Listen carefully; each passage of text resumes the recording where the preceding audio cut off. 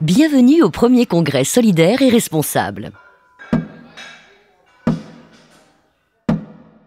Au début, il y eut le projet pour 2010. Bilan carbone, une feuille et un crayon.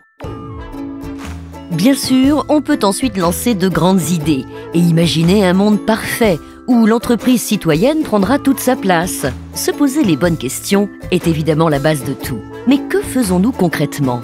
À commencer par l'organisation de ce congrès. Réunir plusieurs centaines de personnes au même moment et au même endroit n'est pas anodin. Cela a un impact économique et environnemental.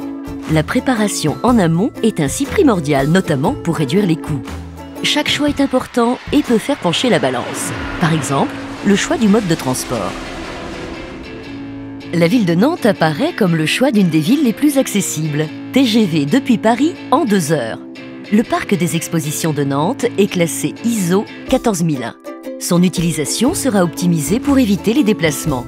De plus, vous serez tous emmenés aux Machines de Lille, où aura lieu la première soirée en tram. Un bilan carbone a été effectué en amont avec une estimation via un questionnaire mail et son équivalent sera réalisé pendant le congrès avec un questionnaire par SMS. Entre les deux, aura-t-on réussi à faire évoluer les comportements ? Tous les menus servis au congrès ont été imaginés avec un double objectif. Réduire leur impact écologique et privilégier une logique de santé alimentaire pour tous. Ainsi, les fruits et légumes seront uniquement de saison. Les viandes à faible impact et les poissons choisis uniquement dans des espèces qui ne sont pas en voie d'extinction.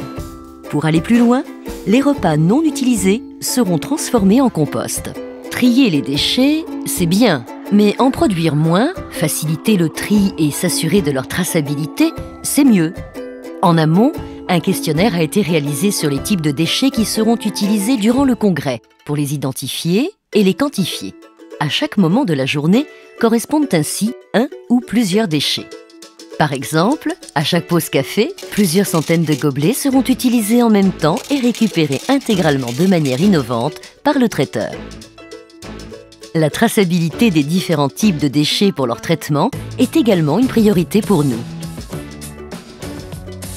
Durant toute la durée du congrès, des dizaines de personnes travaillent pour que tout se déroule parfaitement.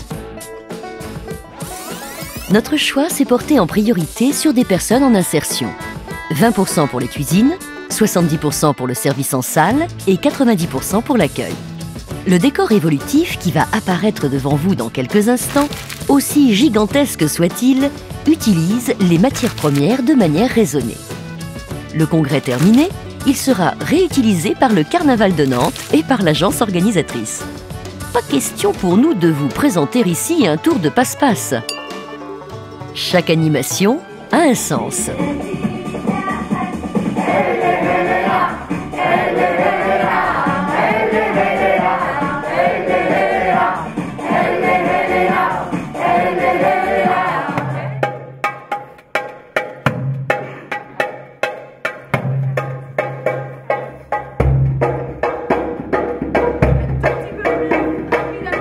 Vous allez maintenant prendre part au premier événement à un tel niveau de performance globale et montrer, ici et maintenant, que l'entreprise solidaire et durable n'est pas seulement une utopie, mais que c'est une réalité qui commence ici et maintenant.